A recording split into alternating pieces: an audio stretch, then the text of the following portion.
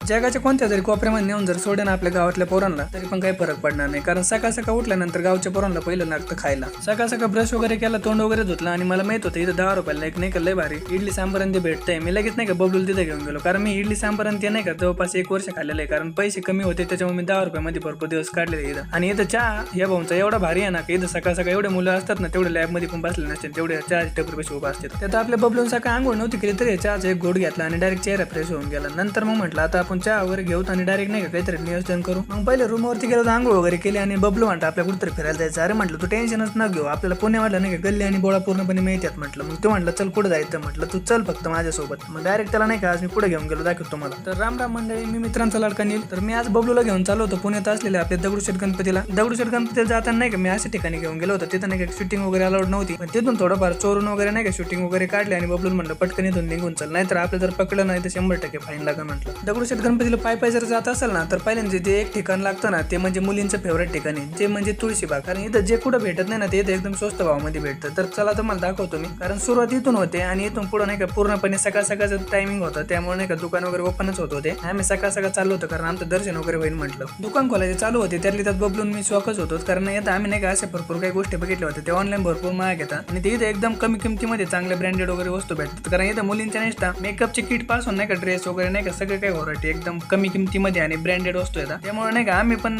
म्हटलं कोणाला काय ते घ्यावं, पण घ्यावं कोणाला, कारण आमच्याकडे कोणी द्यायला पण नाही घ्यायला पण नाही. त्याच्यामुळे आम्ही इथे चेक केलं आणि सोडून दिलं. म्हटलं हे 300-400 रुपयाला ऑनलाईन मी एकदा बघितलं होतं असं ऍडव्हर्टाईज मध्ये, पण इथं काही कमी किमतीमध्ये त्याच्यापेक्षा. पण हे आमच्याकडे याला खेकडा म्हणतात, तुमच्याकडे काय म्हणतात नक्की कमेंट मध्ये सांगा. ते एकदा चेक करून बघितलं, म्हटलं याला घ्यावं, मोबाईलचं चार्जिंग लटकून द्यायला चांगलं काम आहे. जसं तुळशीबागेचं एंड होतं तसं समोर लगेच लागतं श्रीमंत दगडूशेठ हलवाई गणपती बाप्पांचं मंदिर, आणि तसंच आम्ही मंदिराकडे चाललोच होतो. तर आज नाही का संकष्टी चतुर्थी असल्यामुळे नाही का भाविकांची गर्दी पण भरपूर जमलेली होती, कारण आज दर्शन घेणं शक्यच नव्हतं, कारण लाईन भरपूर लांब लागलेली होती. तर म्हटलं आपण नाही का आज बाहेरून दर्शन घेऊ, आणि बाप्पांना तसं भरपूर वेळेस मी नाही का आतमध्ये जाऊन दर्शन घेतलेलं आहे. म्हटलं नंतर कधीतरी येऊ आणि परत दर्शन वगैरे घेऊ बाप्पांचं, कारण रोडवरून जाता येता नाही का बाप्पांना थोडं दिसण्यासाठी एक काचेचा दरवाजा वगैरे ठेवलेला आहे, म्हणजे दरवाजा नाही तो एक काच लावलेला आहे, त्याच्यामधून बाप्पा स्पष्टपणे दिसतात. तिथून दर्शन घेऊ म्हटलं आणि आपण जाऊ. पण तिथं पण आज भाविकांची एवढी गर्दी होती ना की तिथं पण दर्शन घेणं शक्य नव्हतं, कारण पण तरी मी थोडं पण ऍडजस्ट केलं आणि तुम्हाला दाखवतो बाप्पांची मूर्ती वगैरे. जर आपला ब्लॉग आवडला असेल तर आपल्या आयडीला जाऊन सबस्क्राईब करा आणि कमेंट मध्ये गणपती बाप्पा मोरया बोला. तर भेटूया आपण नेक्स्ट ब्लॉग मध्ये. आपले व्हिडिओ असेच बघत राहा. गणपती बाप्पा मोरया.